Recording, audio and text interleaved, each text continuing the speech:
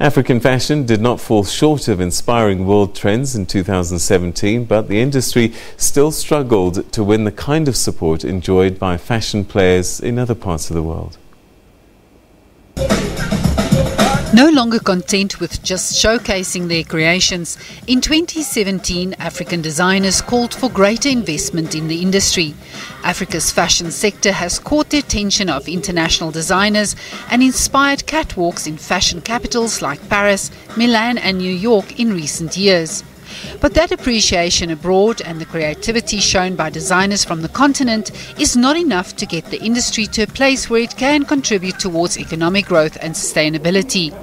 A recent report by the Africa Development Bank says the potential is huge, but remains mostly untapped.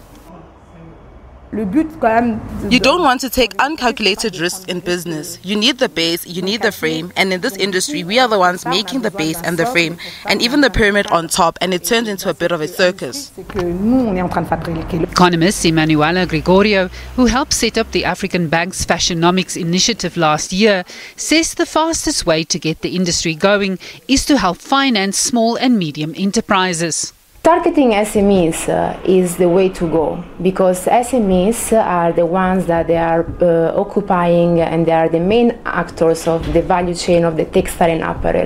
Why? Because it is a growing industry that is picking up, but needs additional investments to develop local private sector, which is they are the SMEs, and SMEs are fundamental agents of job creation. In Nigeria, the Lagos and Design Week showed why the country has increasingly become a renowned fashion destination in the region and beyond. Now in its 7th year, the show has become a closely watched affair, bringing together rising and established players in the fashion industry. Designers revealed a range of striking looks in bold prints and colors that came in a variety of fabrics and textures.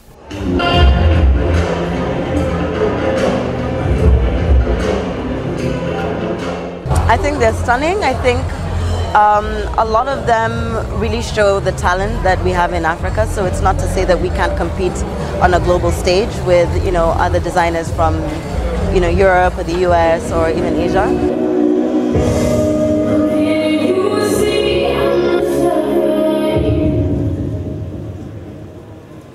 The South African Menswear Week was hailed by organisers as Africa's only standalone platform dedicated to the development and promotion of men's fashion on the continent.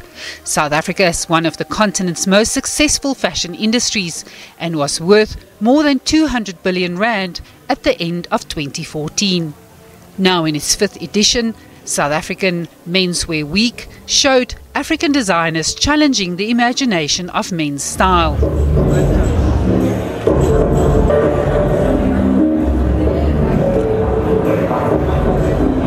There are hundreds of fashion weeks on the continent. The problem is they are mostly driven by entertainment or other effects. What we've done to separate ourselves from everybody else is we focus on the clothes.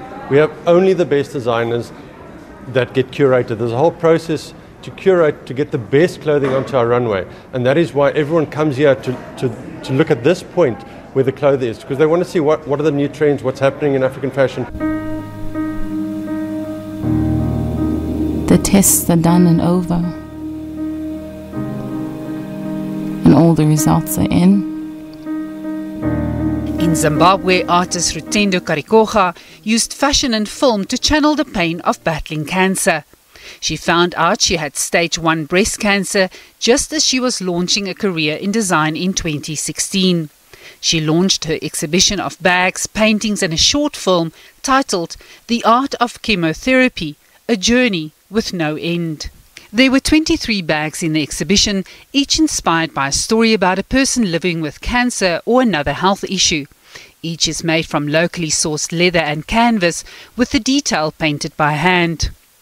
What made me cope during that time was painting, because I'm into abstract art.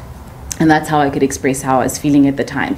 Because certain emotions or feelings you can't articulate, the fear, the anxiety, are you going to beat this? What's going to happen? And I found peace and comfort in painting. Karikoga says she is in remission and feels fortunate to have found a market and a sustainable business in the arts in a country whose economy has long been in crisis. Less than 20% of Zimbabwe's people are in formal employment, according to independent economists. And that's where we're going to leave it for the time being. We'll have more headlines for you in a few moments' time. But first, let's catch you up with the weather.